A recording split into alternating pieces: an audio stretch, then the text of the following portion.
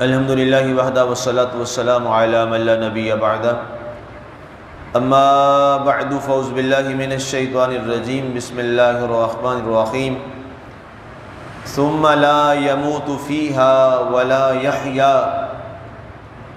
قد افلح من تزکا وذکر اسم ربہ فصلی۔ پھر اس میں وہ نہ مرے گا اور نہ جیے گا، تحقیق کامیابی اس نے پائی جس نے تزکیہ کیا اور اپنے رب کے نام کو یاد کیا، پھر اس نے نماز قائم کی۔ سامعین، آج ہماری سورہ الاعلیٰ کی آیہ مبارکہ نمبر 15 تک کی تلاوت و ترجمہ کا شرف نصیب ہوا۔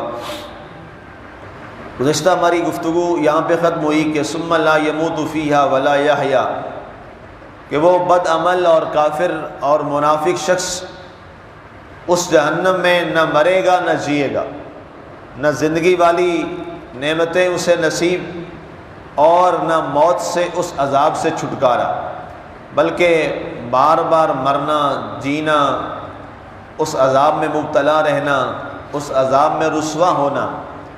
یہ آخری آیہ مبارک جہاں پہ ان کفار کے حوالہ سے، منافقین کے حوالہ سے رب ذوالجلال نے ارشاد فرمایا۔ اس کے بعد فرمایا قد افلح من تزکا، تحقیق کامیاب اللہ کے ہاں وہ شخص ہو گیا جس نے اپنے نفس کو پاک اور صاف کر لیا، جس نے اپنا تزکیہ کر لیا۔ اب یہ تزکیہ جو ہے یہ زکیون سے نکلا ہے، بعض نے کہا یہ زکاة سے بھی نکلا ہے، لیکن اب تزکیہ ہے کیا؟ تزکیہ نفس کہتے کسے؟ اس پر بہت ساری کتابیں لکھی گئیں، باقاعدہ اسی عنوان پر کتابیں لکھی گئیں۔ تصوف میں کئی چیپٹر اس پہ لکھے مفسرین نے کہ یہ تزکیہ کیا ہے۔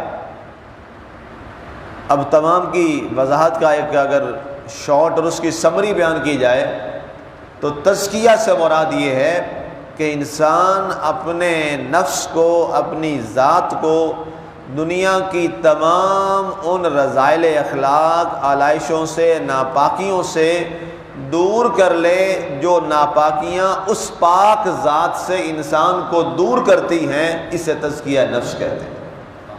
اب اس میں ہر چیز آ جائے گی، اس میں فرائض سے کوتاہی شامل ہے، اس میں نماز، روزہ، زکوٰۃ، حج، سچائی، حقانیت، امانت، دیانت، شرافت، صداقت، قرآنیات، دینیات، معاملات، طرز معاشرت، حسن معاشرت، یہ ساری چیزیں اگر انسان اختیار کرتا ہے تو ظاہر ہے اس پاک ذات کے وہ قریب ہو کر اپنے آپ کو مزکی بنا لیتا ہے۔ اور اگر ان چیزوں کا وہ اہتمام نہیں کرتا اس معاشرے کے اندر رہتے ہوئے اور اپنے آپ کو ان شیطان کی رذائل اور علائشوں میں مبتلا کر لیتا ہے تو وہ تزکیہ نفس سے محروم ہو جاتا ہے اور اللہ سے، اس کی رحمت سے وہ ہزاروں کوسوں میل دور چلا جاتا ہے۔ اب یہاں پر صوفیاء نے یہ بھی لکھا کہ دنیا کے اندر انسان جب آتا ہے تو بالغ ہونے کے بعد، جب انسان بالغ ہوتا ہے، ظاہر ہے ہر پیدا ہونے والا جو بچہ ہے وہ تو فطرت اسلام پہ پیدا ہوتا ہے، ظاہر ہے وہ پاکیزہ ہوتا ہے، تزکیہ کے ساتھ وہ دنیا میں آتا ہے۔ اس کے بعد انسان ہے جو اپنے تزکیہ کو خود ختم کر دیتا ہے۔ اللہ نے سب کو مزکی پیدا کیا ہے، اللہ نے سب کو پاک پیدا کیا ہے، وہ پاک ذات ہے، پاک نے پاک کو ہی پیدا کیا، اور ہر پیدا ہونے والا بچہ معصوم ہوتا ہے۔ معصوم کہتے ہی اسے ہیں جو ہر قسم کے گناہوں سے، ناپاکیوں سے پاک اور صاف ہوتا ہے۔ اب جب وہ دنیا میں آتا ہے، اس پر جب احکامات شروع ہوتے ہیں وہ تب شروع ہوتے ہیں جب وہ بالغ ہو جاتا ہے، مکلف ہو جاتا ہے، تو اس کے بعد اب اگر وہ اپنے اس تزکیہ کو قائم نہیں رکھتا اور اس میں وہ اپنی ناپاکیوں کو شامل کر لیتا ہے تو وہ تزکیہ کی دولت سے محروم ہو جاتا ہے۔ اور اگر جو اس کی زندگی معصومیت کے زمانے میں تھی، بچپن کے زمانے میں تھی، جس میں حسد، کینہ، بغض، عناد، بہرا روی، بے حیائی، یہ ساری چیزیں اس سے دور تھیں، اگر اس نے اس کو دور نہ کیا تو پھر وہ تزکیہ کی دولت سے محروم ہو گئے۔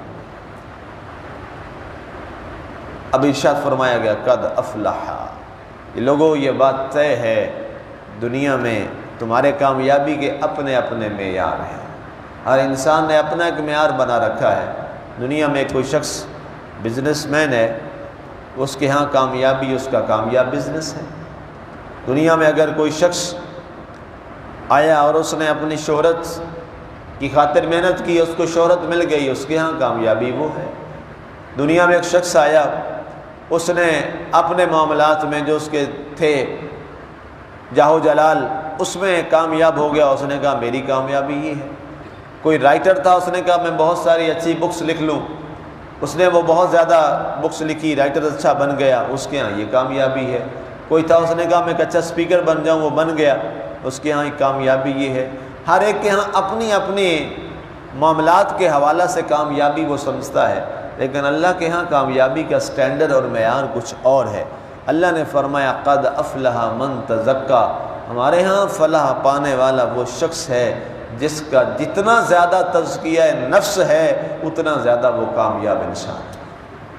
اللہ کے ہاں کامیابی کا، فلاح کا معیار اور سٹینڈرڈ جو ہے وہ کیا ہے؟ تزکیہ نفس ہے۔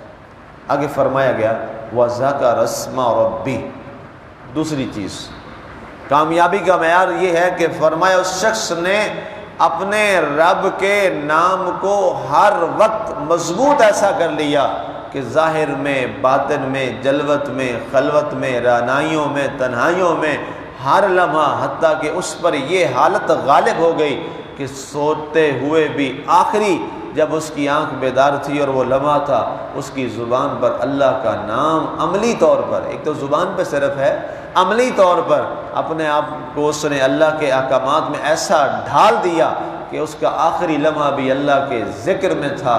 فرمایا دوسرا یہ بڑا معیار ہے کائنات میں کامیابی،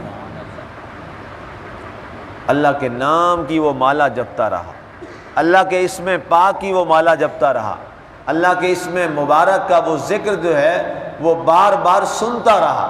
وَذَكَرَ اسْمَ رَبِّهِ، اس نے اپنے مالک کے نام کو یاد کیا، فَصَلَّى، پھر اس نے صلاۃ قائم کی۔ اب یہ صلاۃ کے حوالے سے مفسرین نے بہت کچھ لکھا کہ یہ فصلہ کیا ہے۔ یہ صرف نماز نہیں ہے 5 وقتی، فصلہ کے تحت لکھا گیا کہ یہ صلاۃ کا معنی فارسی زبان سے ایک لفظ ہم نے لیا ہے، نماز اردو کا یہ لفظ نہیں ہے، فارسی زبان کا لفظ ہے، لیکن یہ اس کے تمام معنی کو پورا نہیں کرتا۔ صرف نماز قائم رکھنا جو ہے یہ تو کامیابی کا معیار نہیں ہے، یہ تو فرائض میں سے ایک فرض ہے، باقی فرائض اس سے بہت بڑے ہیں، بلکہ یہاں تک کہ اللہ کے نبی صلی اللہ علیہ وسلم نے فرمایا جس نے لقمہ حرام کھایا اس کی کوئی نماز ہی نہیں ہے۔ تو پھر سٹینڈرڈ میں نماز تو نہ رہا، سٹینڈرڈ تو کوئی اور چیز بن گئی، وہ تو رزق حلال ہو گیا۔ پھر اس سے پتہ چلا کہ نماز سے بڑی ایک چیز ہے جو نماز سے بھی بڑی چیز ہے، اور وہ کیا ہے؟ وہ رزق حلال ہے، وہ لقمہ حلال ہے۔ اگر لقمہ حلال نہیں تو نماز ساری بیکار، 5 نہیں 25 پڑھنے بیکار ہے۔ تو فصلہ کے تحت لکھا گیا، اس سے مراد ہر وہ عمل ہے جو انسان کو شیطان سے دور کر کے رحمان کے قریب کر دے، اسے صلاۃ کہتے ہیں۔ اسے کیا کہتے ہیں؟ صلاۃ کہتے ہیں۔ ایک شخص نے اگر رزق حلال قائم ایسا کیا کہ لقمہ حرام کو اپنے اوپر مستقل طور پہ حرام رکھا اور حلال ہی کھایا کمایا، یہ اس کی صلاۃ کاملہ ہے، یہ اس نے صلاۃ قائم کی ہے، اور وہ اسی میں آتا ہے فصلا، بس اس شخص نے صلاۃ کو قائم کیا۔ اب یہ 3 چیزیں جو کامیابی کا معیار اس آیہ مبارکہ 2 آیتوں میں ٹھہری، آیت نمبر 14 اور 15 میں۔ نمبر 1 تزکیہ نفس، نمبر 2 ہر لمحہ اللہ کے اسم مبارک کے ساتھ اپنے آپ کو جوڑ کے رکھنا، ہر لمحہ اللہ کے اسم مبارک کے ساتھ اپنے آپ کو جوڑ کر رکھنا، اور تیسرا صلاۃ قائم کرنا۔ اب اس صلاۃ میں یہ سارے فرائض شامل ہیں، تمام فرائض اس میں شامل ہیں۔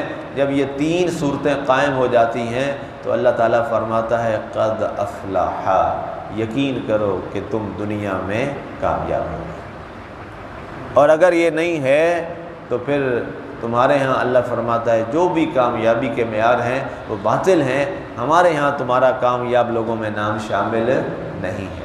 اللہ کی ذات ہمیں یہ کامیابی نصیب فرمائے کہ اللہ کے ہاں ہم کامیاب لکھے جائیں، اور وہ کامیابی کا معیار اللہ ہمیں نصیب فرمائے۔ آمین۔ وما علینا الا البلاغ المبین۔